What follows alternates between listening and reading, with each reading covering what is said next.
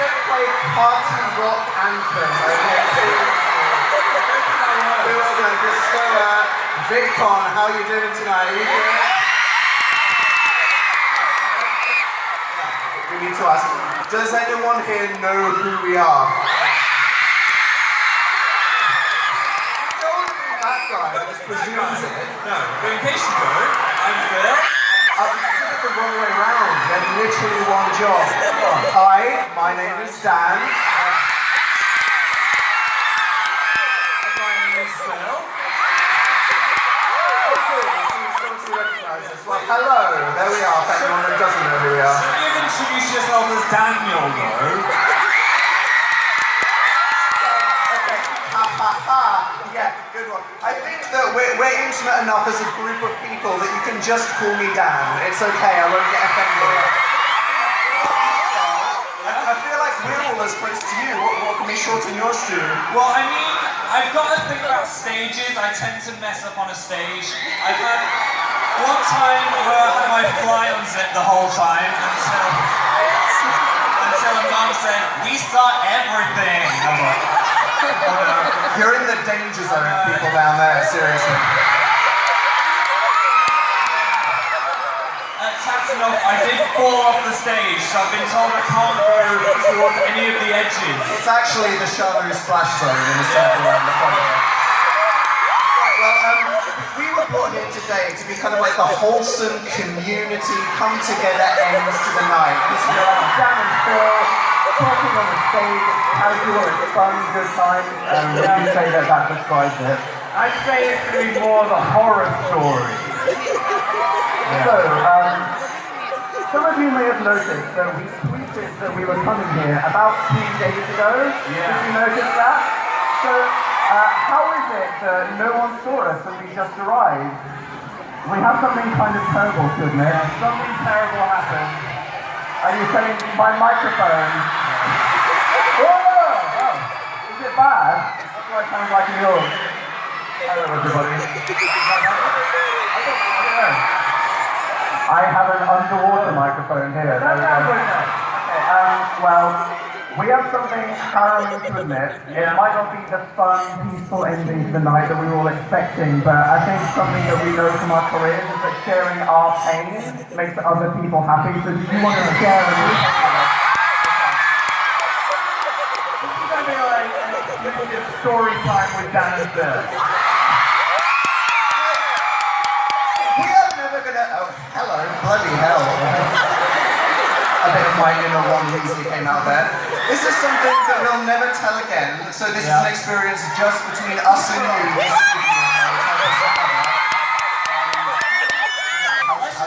just say what happened. Okay, we missed our flight!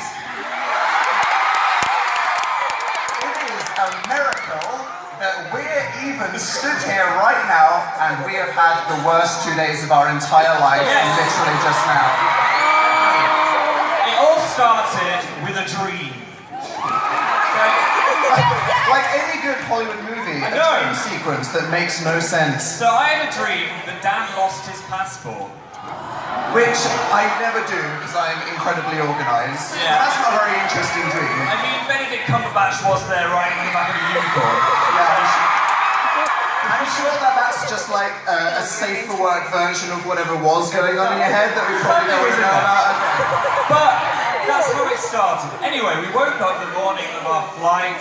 Everything was fine. We had a breezy morning. You know, that's the last thing you ever have a breezy morning when you're going to an airport. You're screaming, everything's on fire, you're panicking, your family's breaking down. But on this day, everything was going right. So smooth, you have no idea. We were just like lazing about, just like watching 3 episodes of an anime in the morning, just because we could. This was fine. Testing our clothes into the case. The taxi arrived. We were ready. Took the cases down to the taxi. It was like, we had so much time that I changed my outfit 3 times. Oh, gosh. There's that thing where you're like, I could go outside looking like this, but I have 10 minutes. That's how confident we were. Until we were about to walk out the door when Dan went really pale. Like the palest I've ever seen. Like his whole internet history had been leaked. Oh, that would be nowhere near, like, that would be, I would be dead if that happened. You were like this. It was bad. It was bad.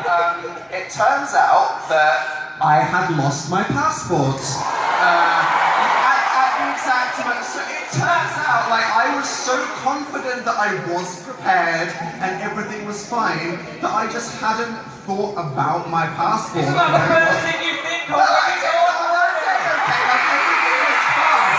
And then we were there, and then suddenly it was like time to go, and I was like, the one thing I'm supposed to remember, I don't know where it is, awkward. So this was all Dan's fault. Whoa. There's more to this story, but yeah, we went to look for it. You said you looked, we had to ransack the house. We were throwing stuff. Destroying everything. I had to look inside Dan's bedside drawer. I'm not going to say what I saw in there.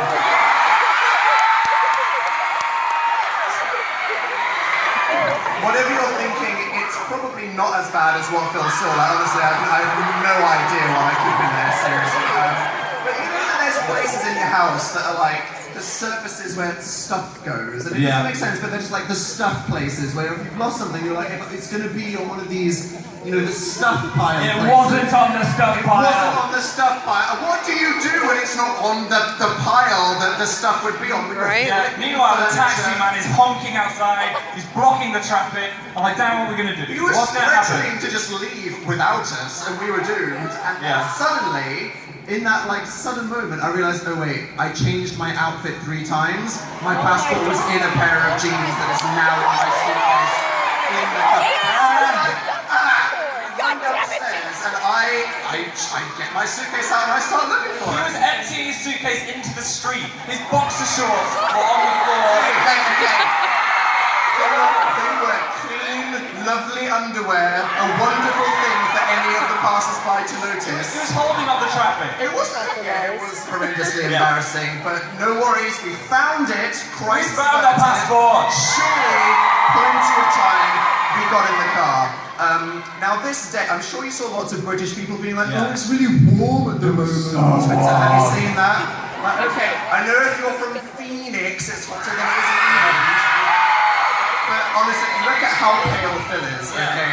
I was almost combusting in this taxi. Us British people, we are so sensitive to the heat. So on this day, he didn't have the aircon in the car. It was like one of those situations that might kill a dog. Yeah, you know what I'm talking about? I felt like I was in a lizard tank. I couldn't breathe, the windows wouldn't open, and then we had the taxi driver who was slightly strange. He didn't know where he was going. He was the completely first time insane. he'd driven in London, and everything was stopped. We couldn't get anywhere. We drove past some protesters. He wound down the window and shouted, "Get a job!" Yeah. Obviously, me and Phil being so awkward, we were just like, Stop it. Eternally No. screaming, sat in his car. He was swearing at his sat-nav and calling it He was actually love. Yeah, He was like, no love, we can't go this way.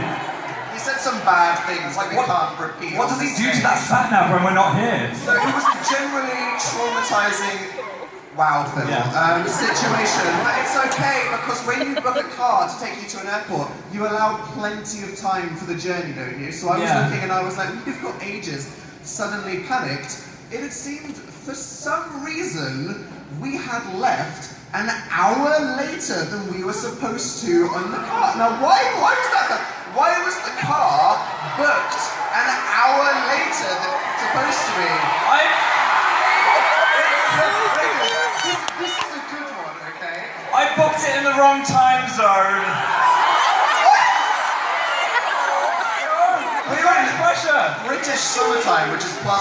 Literally booked a car in the wrong time zone. Anyway. So after the passport freak out, I was like, don't worry, we're fine. We're not fine! We're not gonna make so it. incredibly not fine right now! So we were slowly getting to the airport. We were on the clock. We had 10 minutes to get there. It was 10 minutes before everything was going to be over. We were going to miss the flight. We were going to miss VidCon. Then we pulled up. We pulled up to the airport. We ran. I've It's never one of ran those so things fast. where you literally have 2 minutes Yeah. between this life or death situation, so it comes down to, are you going to run right now? Because how much you exercise is what's going to decide how this situation unfolds right now. So me and Phil were like, nothing in our life has trained us for this moment. Here we go! done so much exercise before. That's how we sweating, run, to be fair. I was coughing up blood. I was crawling towards the west. I don't remember the last time I went to an airport after the bloody Bahamas incident I had. In case you don't know, the last time I tried to come into America, I got deported to the Bahamas. Good times. Anyway, it was so again, I was like, I find myself like crying blood in an airport because I've been running so much. Yeah. And then we see the air hostess at the end of the corridor, and she's just like standing and smiling. Surely good news. Why would anybody be grinning? And then with the grin still on her face, she said, I'm sorry, you've missed your flight, loves. We're like, Wait. How late are you? And she was like, oh, we closed bag drop 2 minutes ago. I'm sorry. And we were like, what? 2 minutes? And she said, there's nothing I can do. You've missed the flight. So we were like, what? We went into like full-on freak-out mode because this I is just sat on the floor. take- I was like, I'm sitting on the floor until you take me on the plane. I freaked out. Phil just gave up hope completely. That is Phil's freak-out mode. But it was serious because this flight was supposed to take us here for last night. Yeah. And we thought surely all the flights to VidCon will be full. We've missed VidCon. Yeah. There is literally no way people are going to turn up to our meetup and just be like, well, that was fun. Met Dan and Phil. So literally, we were on the verge of tears. We were throwing up. Yeah. Everything was terrible. Until we found out there was a very early morning flight that there was 2 seats left on. This is one of those flights where if you have a choice, you're like, why would I put myself through that hell? There's no reason. Who would get on the plane at that time? But me and Phil were like, Yep. it's this We or did nothing. it. Are we going to do it? We decided to get on the flight in the middle of the night. Yeah. So, literally, okay, without sleeping from the day before, which was like an early start to the day I to think get I've to been the airport. awake for about 47 hours I don't now. even I don't even know who We I got am. on the plane. This plane landed 2 hours ago.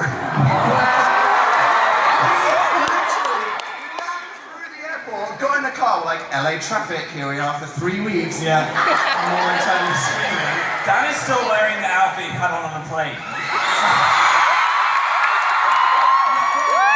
you're wondering why it has like a little stain there, I spilled some food on myself. Okay. I slept in it. I've been wearing this sweater for like 2 days now. I'm sorry. You can smell it from here, can't you? I'm sorry. Yeah. So sorry we look slightly like rats, but we made it to VidCon!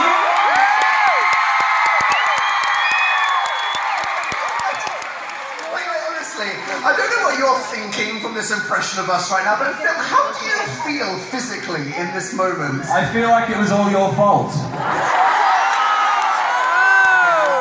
I was hoping that this would get us some like sympathy from the audience, but I see. Okay, no. You think it's my fault? I think it was all your fault. No. I lost my passport. We looked it for 20 minutes. You got the car wrong by an hour. I think there's only one way to settle this. I think we need to ask these guys. Alright? I wonder how this is gonna go. Sure, okay. Let's play the audience blame game. Who thinks it was my fault? I'm just gonna say, mathematically is correct, but yeah, sure. And who thinks it was Dan's fault? Wow, I'm so glad that I didn't sleep for 3 days to come see you. Can't we just agree that really it was all the cab driver's fault? No.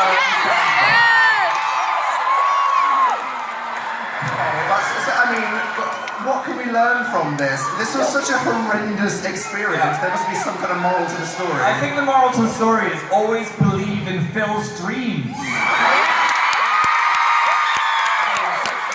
It's not make sure you've got your passport before you leave, No. or make sure the guy driving you knows where the airport No, is and it's isn't credit, the or even dreams. like make sure your phone's not set to like Germany time or No, something. it's the dreams. We're just waiting for Benedict Cumberbatch to trot past on his Phil dreams the truth. You should all be terrified. Yeah. Trust me, that's not a world we want to live in. So, yeah, I mean, was it worth it? Did we come all this way just to...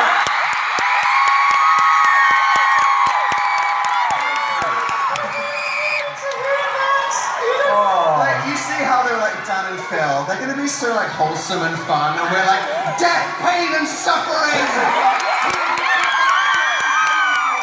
Hopefully it's made you feel better about everything happening with your days.